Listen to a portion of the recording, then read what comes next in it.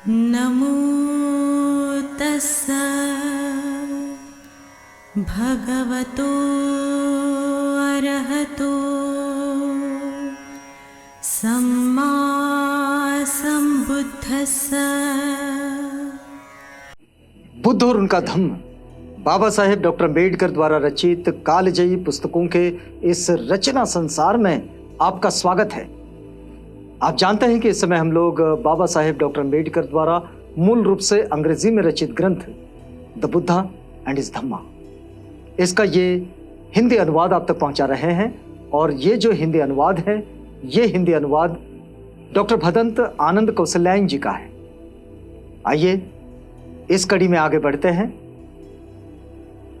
आपको ये बात भी समझा देते हैं कि इस समय बुद्ध और उनका धम्म के चतुर्थ कांड का ये चौथा भाग हम आप तक पहुंचा रहे हैं। और चौथे भाग में ये जो पांचवा अध्याय है जिसमें बाबा साहेब लिखते हैं, इस समय वैसे आदमी का पतन कैसे होता है, इस बात को बाबा साहेब तथागत बुद्ध की शिक्षाओं के द्वारा समझा रहे हैं। तो इसमें ये पांचवें अध्याय का ये जो शीर्षक है, ये शीर्षक है मनुष्य न्यायी तथा सज्जन।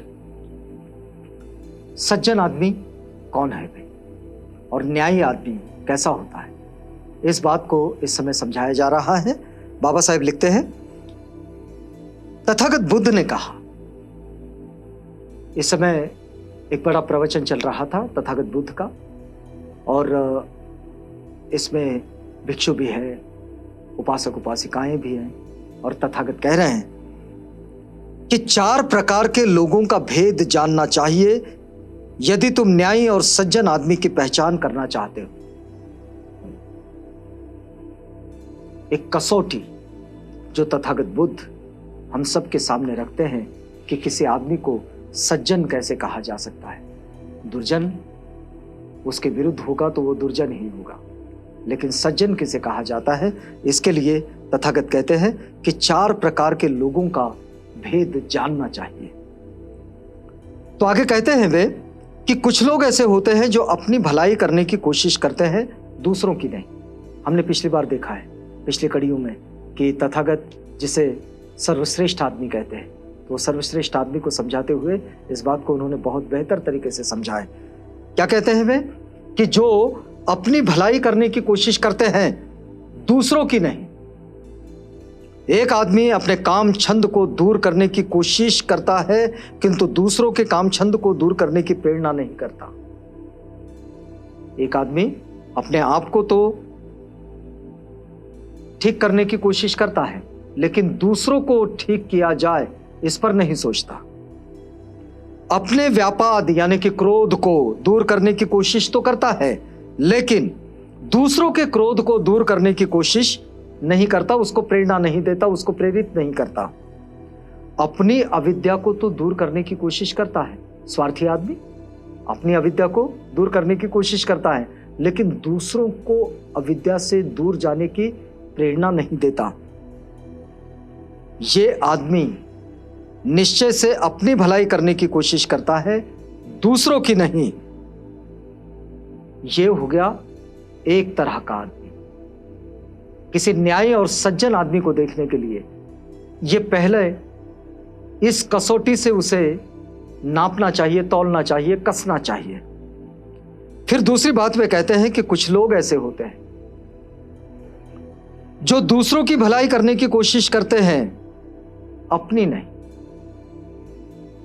कुछ लोग ऐसे होते हैं जो दूसरों की भलाई करने की कोशिश करते हैं, दूसरों को प्रेरणा देते हैं। जैसे कि एक आदमी कामछंद, व्यापार तथा अविद्या को दूर करने की कोशिश नहीं करता, किंतु दूसरों के कामछंद, व्यापार तथा अविद्या दूर करने की प्रेरणा देता है। ऐसे बहुत सारे लोग होते हैं जिनके लिए सामान्य रूप से लोग कहते हैं कि बस अब ज्ञान बंद करो, अपने आप को देखो।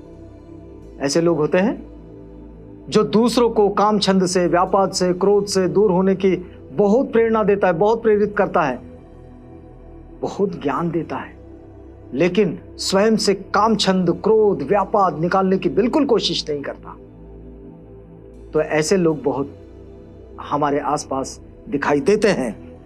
ये आदमी निश्चय से दूसरों की भलाई करने की कोशिश करता है, अपनी नहीं।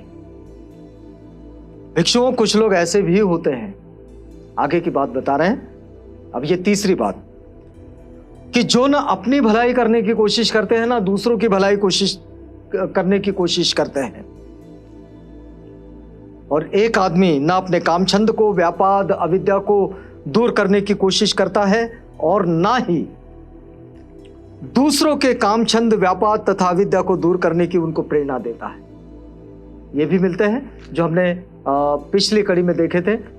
सर्वश्रेष्ठ आदमी को जब हम देख रहे थे कि तथागत बुद्ध सर्वश्रेष्ठ आदमी के लिए क्या कहते हैं, यहां सज्जन आदमी के रूप में भी इसी बात को समझाया जा रहा है कि बहुत सारे लोग ऐसे होते हैं जो न स्वयं के कामछंद को, न स्वयं के व्यापाद को यानी कि क्रोध को, ना अपने स्वयं की गलतियों को ठीक कराने की कोशिश करते हैं और ना ही दूसरों के कामछंद, उनके क्रोध, उनके व्यापाद, उनको ठीक कराने की कोशिश करते हैं या उससे बाहर निकालने की प्रेरणा देते हैं। ऐसा कुछ नहीं करते, ना स्वयं के लिए भी नहीं, ना औरों के लिए भी नहीं। तो ये आदमी निश्चय से न अपनी भलाई करने की कोशिश करता है और ना ही दूसरों की भलाई करने की कोशिश करता है। फिर आगे एक चौथे आदमी के बारे में तथागत कहते हैं कि कुछ लोग ऐसे होते हैं जो अपनी भलाई करने की कोशिश भी करते हैं और दूसरों की भलाई करने की भी कोशिश करते हैं।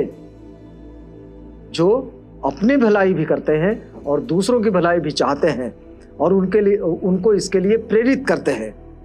एक आदमी अपने कामछंद, व्यापाद तथा अविद्या को दूर करने की कोशिश तो करता ही है, दूसरों को भी कामछंद, व्यापाद तथा अविद्या से दूर करने की प्रेरणा करता है, यहां प्रेरित करता है उनको।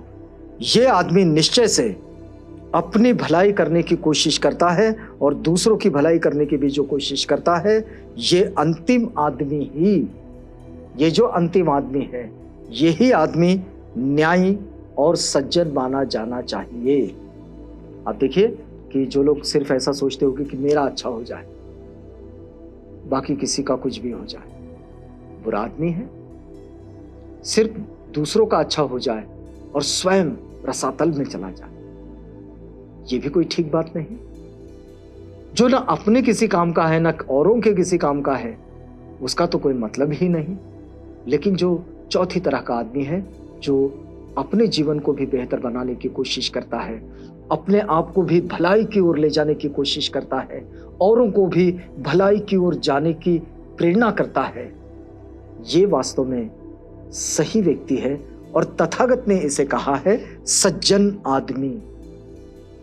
न्यायी तथा सज्जन आदमी इसे ही कहा जाता है जो अपनी और दूसरों की, दोनों की भलाई करें और दोनों औरों को भी प्रेरित करे भलाई करने के लिए और स्वयं भी भलाई के मार्ग पर आरूढ़ हो।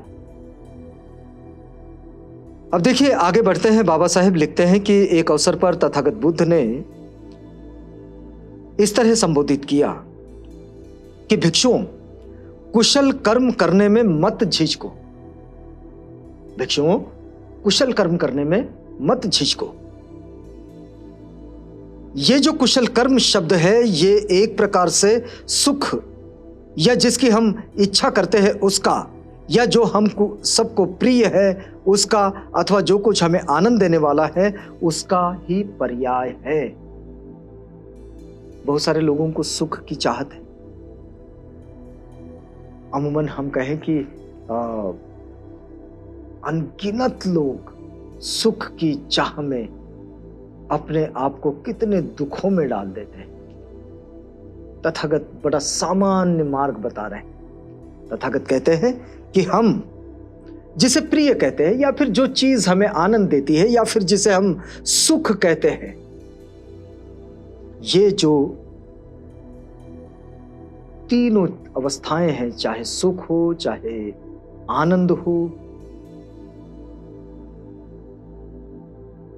इन सब का पर्याय एकमात्र है और वो है कुशल कर्म, यानी कि अच्छा कार्य। अच्छा कार्य करते रहना, उचित कार्य करते रहना, बस यही इसकी सफलता की चाबी है।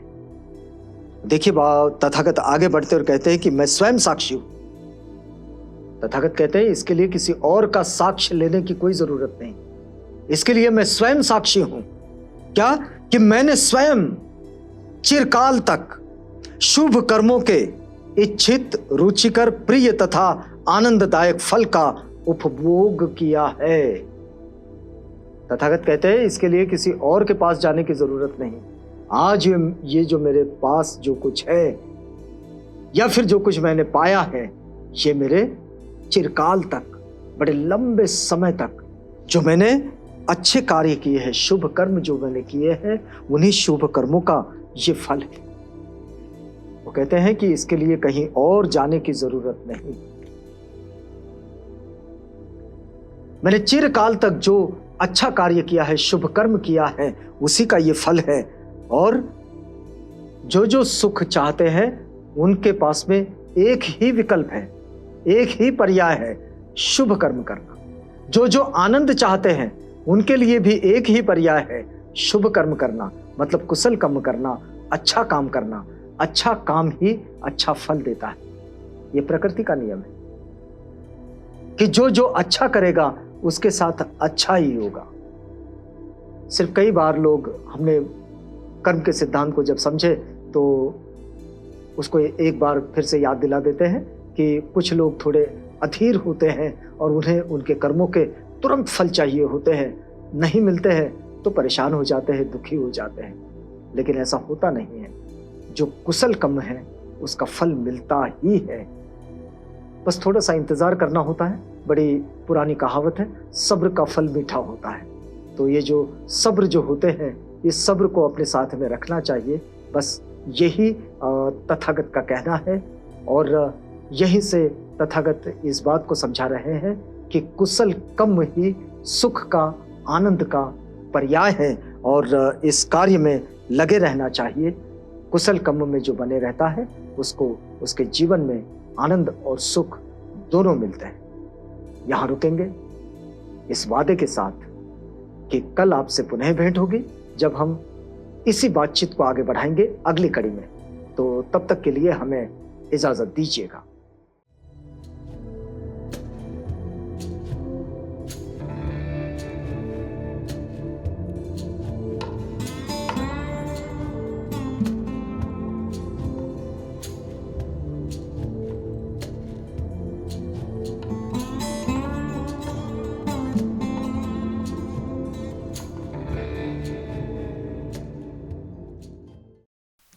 बुद्ध और उनका धम्म।